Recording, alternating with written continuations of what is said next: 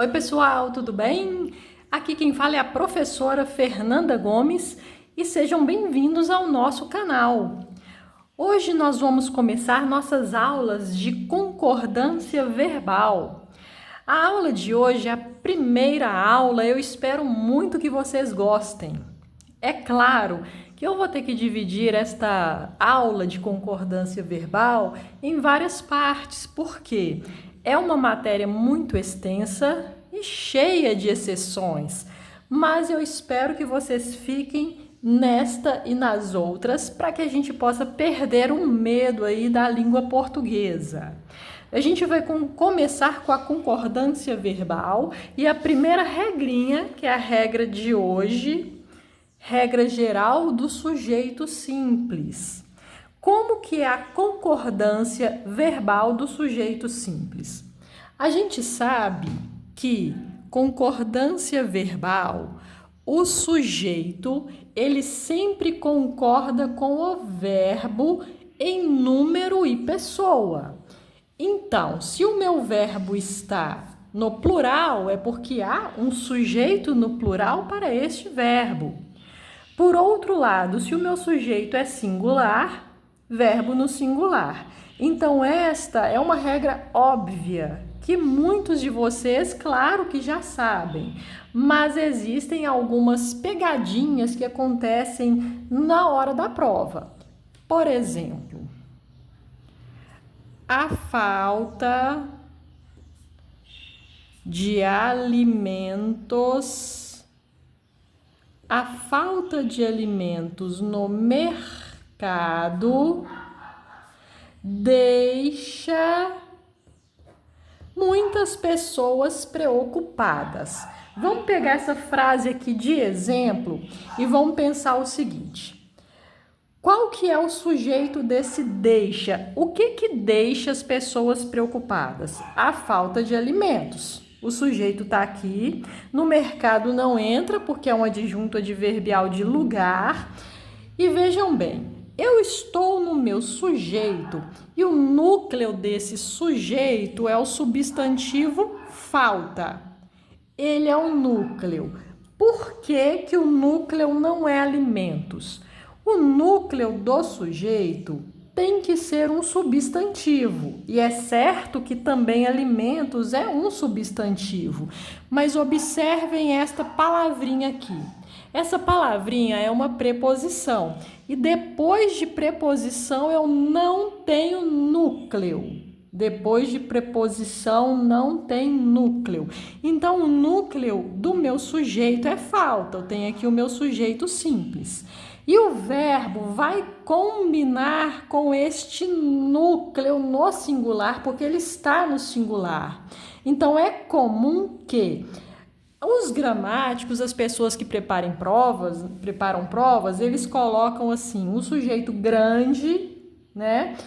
Um núcleo no singular acompanhado de palavras no plural, para induzir-nos a achar que teria que ser deixam a falta de alimentos e de outras mercadorias no mercado, deixam. Eles afastam o sujeito do verbo, para a gente pensar que o verbo pode estar concordando com algum desses termos no plural e não é. A gente vai combinar o verbo sempre com o núcleo do sujeito. Claro que quando o meu núcleo for uma pessoa diferente, por exemplo, tu ou nós, concordância mais tranquila ainda, né? Nós deixamos, tu deixas e assim por diante. Então, no sujeito simples, eu vou pegar o meu verbo e vou concordar com o núcleo do sujeito, mesmo que haja outras palavras no plural depois dele. Agora a gente vai para outra regra, que é quando a gente tem o verbo antes do sujeito composto. A gente sabe que o sujeito composto é aquele formado por mais de um núcleo. O núcleo do sujeito sempre vai ser um substantivo ou uma palavra substantivada. Então, a gente tem o verbo antes de dois ou mais substantivos. Nós vamos guardar esse macetezinho aqui. Quando o verbo está antes do sujeito composto, existem duas possibilidades. A primeira possibilidade, eu vou pegar esse verbo e vou concordar com todos os núcleos no plural. Então, por exemplo, chegaram a menina e o menino, estudaram Maria e José. A outra possibilidade é que o verbo antes concorde com o núcleo que está mais perto. Então, eu posso falar: chegou a menina e o menino, estudou Maria e José. Então, sempre que o verbo está antes do sujeito composto, ou eu concordo o verbo com todo mundo, no plural, ou eu só concordo o verbo com o primeiro elemento. Agora, a nossa próxima regra é um modelo mais comum. É quando o meu verbo está depois do sujeito composto. Então, vejam bem, eu tenho os dois substantivos que formam os núcleos do sujeito e o verbo depois dele. Quando o meu verbo está depois, a regra manda combinar com todos os núcleos apenas. Então, o verbo fica no plural, concordando com todo mundo. Só que aqui a gente está dando uma ênfase maior para núcleos da terceira pessoa. Daqui a pouco a gente vai estudar quando misturam outras pessoas, tipo primeira ou segunda. Então, o verbo depois combina com todos no plural. Por exemplo, a menina e o menino chegaram. Maria e José estudam. Aí é só plural com todo mundo. Só que, como toda regrinha, a maioria das regrinhas tem exceção, existe uma exceção em que eu vou ter singular no verbo, mesmo ele estando depois do sujeito composto. Na verdade, são 3 regrinhas que vão justificar o singular nesse verbo. A primeira regrinha é o seguinte: verbo depois do sujeito composto vai ficar no singular quando os núcleos forem mesmo ser. Quando os núcleos do sujeito se referem ao mesmo ser, eu posso optar pelo verbo no singular, que é, no caso, a preferência. Por exemplo, o ladrão e assassino foi preso. Aí nessa frase vocês observam que a simples omissão de um artigo leva a entender que se trata da mesma pessoa.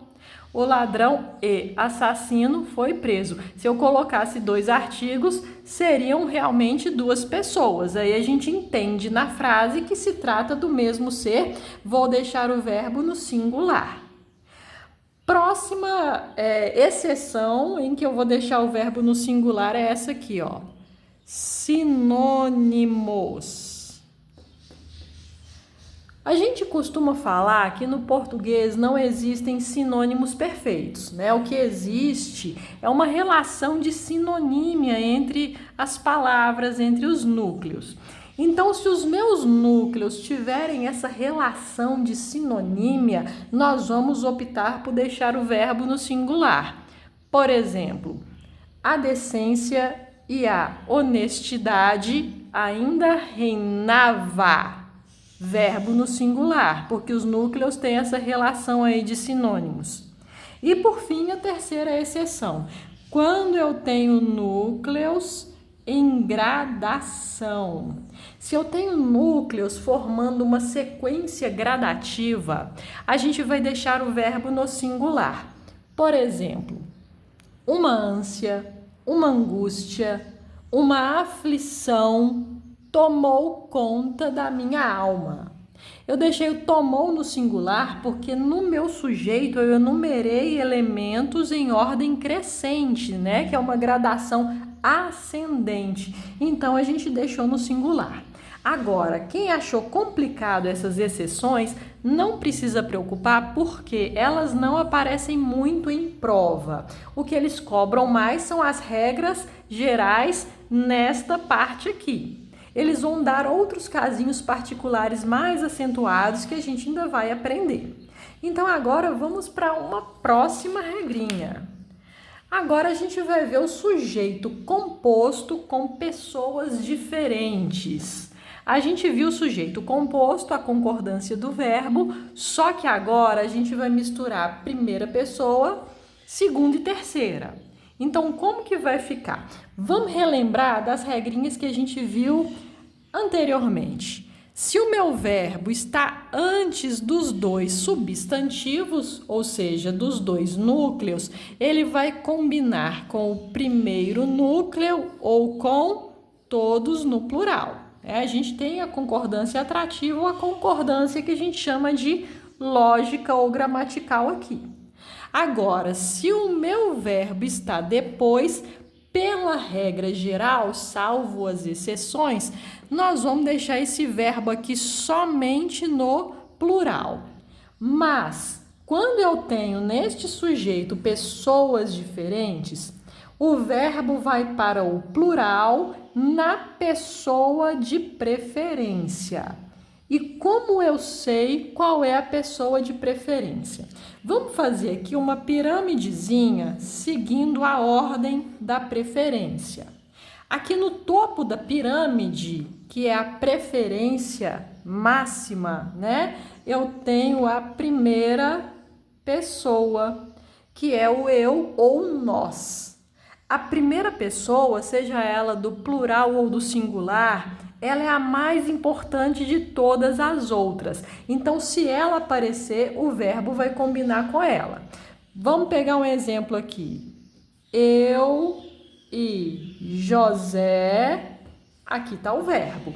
O verbo depois, a gente vê que vai combinar com todos os núcleos no plural e na pessoa de preferência. Eu é primeira pessoa e José terceira pessoa. Então, qual é a pessoa que tem preferência? A primeira. Então, eu e José estudamos. É um tipo de frase que a gente não tem como errar, porque a gente já fala até corretamente.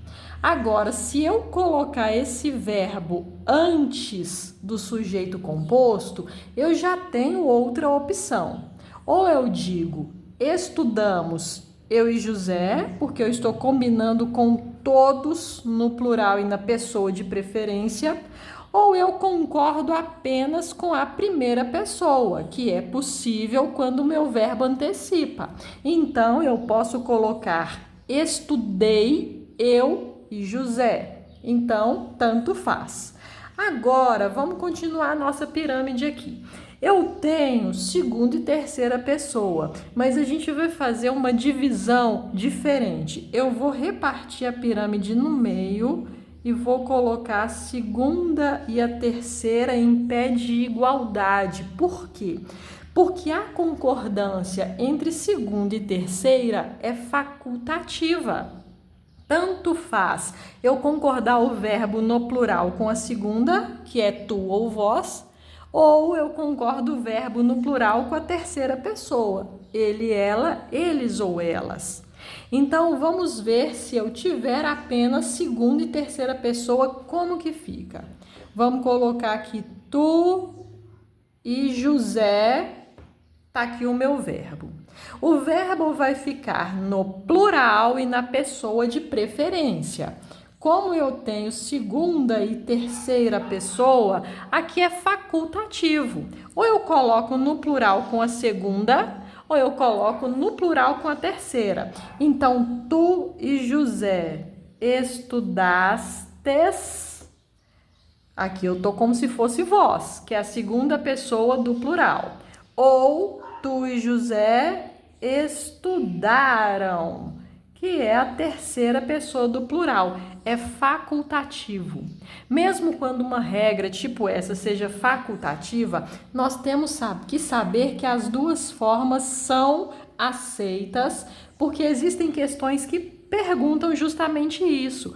Assinale a alternativa em que você pode substituir a forma verbal pela forma que está entre parênteses. Então, a gente tem que saber que as duas opções estão corretas.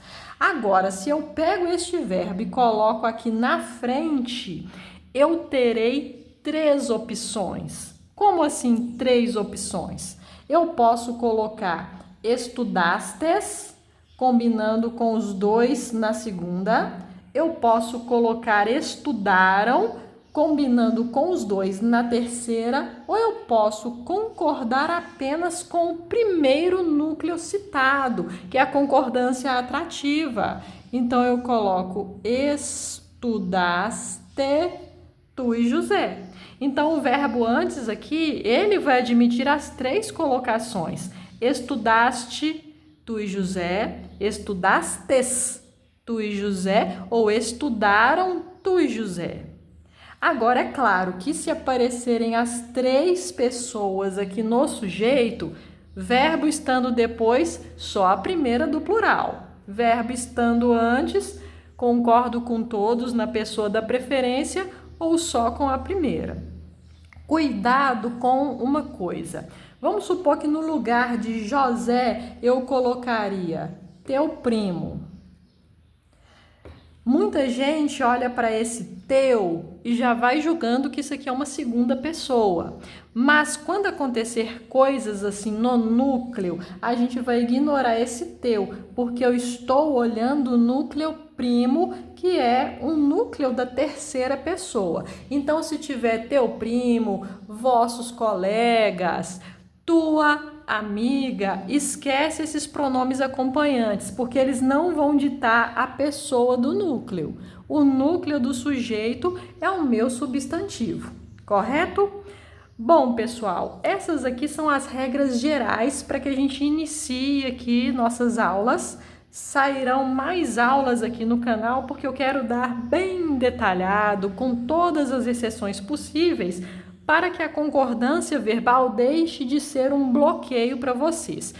Como a gente já viu algumas regras básicas, vou ficando por aqui e na próxima aula eu virei com casos particulares, aí que já começa mesmo, aquela parte que a gente tem que fixar e pegar firme. Eu espero que vocês tenham gostado da nossa aulinha de hoje. Aquele abraço para vocês. Fiquem com Deus.